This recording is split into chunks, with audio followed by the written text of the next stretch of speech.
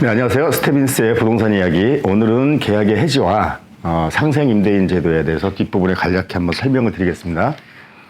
임대차 계약의 해지는 크게 보면 뭐 계약 만료 시 또는 계약 기간 중 아니면 묵시적 갱신으로 연장 중 또는 계약 갱신 청구권 사용으로 연장 중에 이제 발생할 수가 있는데요. 계약 기간 중에는 임대인과 임차인 어떤 한 사람의 귀책 사유로 인해서 계약이 해지가 되겠죠. 그럴 때는 귀책 사유가 있는 상대방에게 손해배상을 청구할 수가 있습니다. 자, 만약에 주로는 이제 임차인들이 중간에 나가는 경우, 중도퇴실하는 경우에 이제 해지가 많이 발생하는데요. 계약 기간 만료 전까지 보증금 반환을 요구할 수가 없고요.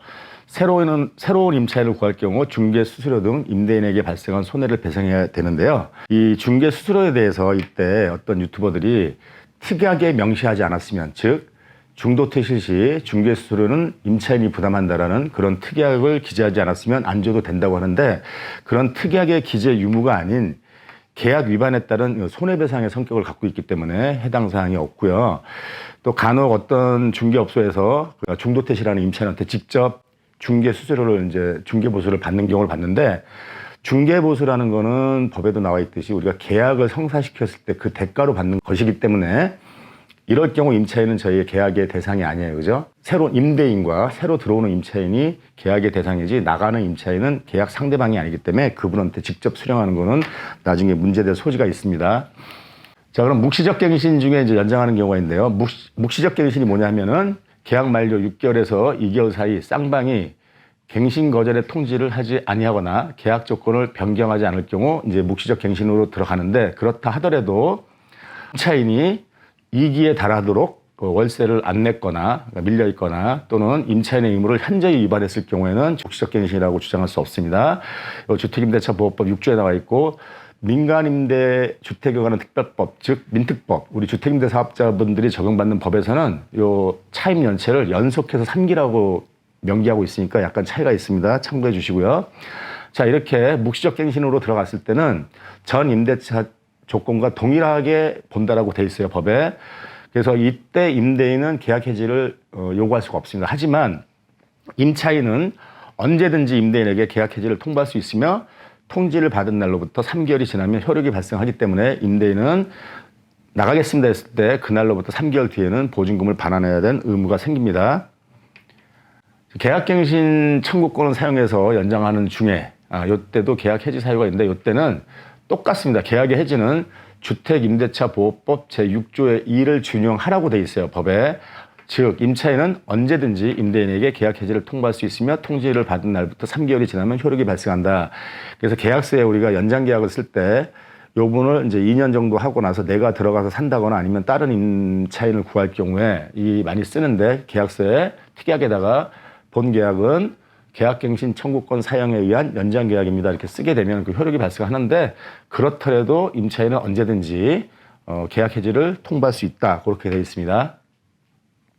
자, 그랬더니 제가 좀 즐겨보는 그 유튜브 채널이 하나 있는데 세무 쪽 관련된 분이에요. 제가 중개사다 보니까 세무 쪽은 잘 몰라서 좀 잘 하시는 분인데, 그분이 앞에 이런 내용들을 설명하시면서 이런 것들을 특약으로 뭐 벗어날 수 있다라는 그 뉘앙스로 말씀을 하셨는데, 뭐 이런 특약이 들어가겠죠.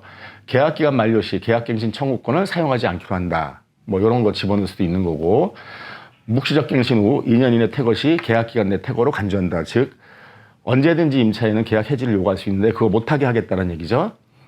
또는 계약 기간이 만료되더라도 보증금은 새로운 임차인을 구할 경우 반환하기로 한다, 뭐 이런 것들을 집어넣으면 과연 효력이 발생할 수 있느냐? 안 됩니다.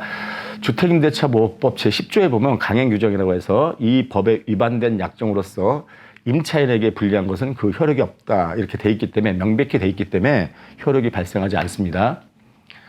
자, 이제 상생임대인제도 간략하게 좀 볼 텐데요. 상생임대인제도 뭐냐면 상생임대인 조건을 맞췄을 때 그 해당 주택에 대해서 양도세를 비과세 해주겠다는 아주 파격적인 조건이에요. 이 조건은 전 계약기간, 앞선 계약자의 계약기간이 1년 반 이상 유지된 상태에서 재계약을 할 때 5% 이내에서 인상을 하고, 또 이 인상한 계약자와 함께 그 계약 2년 동안 임대하는 걸 유지했을 때 이제 이게 성립이 되는데요. 계속 하겠다는 게 아니고 이게 너무 파격적이다 보니까 한시적으로 24년 내년 12월 말까지 체결된 계약에만 적용하겠다. 그래서 내후년 25년 1월부터는 이거 없습니다. 그때부터 계약 체계라는 거는.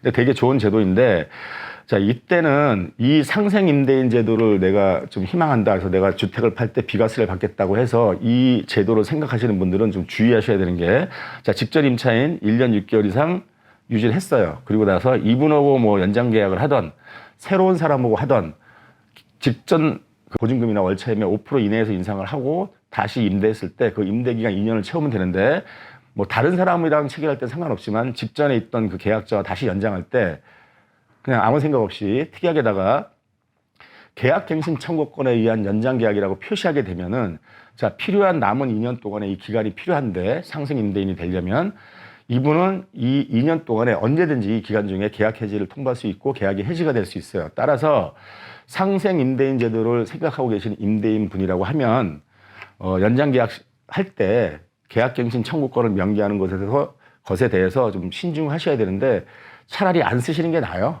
상생 임대인 제도를 이용하실 분들은 계약갱신 청구권 명기하지 마시고 연장을 하십시오. 그러면 어차피 2년 플러스 2년, 4년 동안 내가 최악의 경우는 그러니까 2년 동안 더 빌려줘야 되는데, 그렇더라도 그 내가 추가로 2년 더 빌려주는 그거보다는 상생 임대인으로서 받는 혜택이 훨씬 크기 때문에 차라리 상생 임대인 제도를 생각하시는 분들은 계약갱신 청구권을 명기하지 않는 게 좋다. 이렇게 말씀드리겠습니다.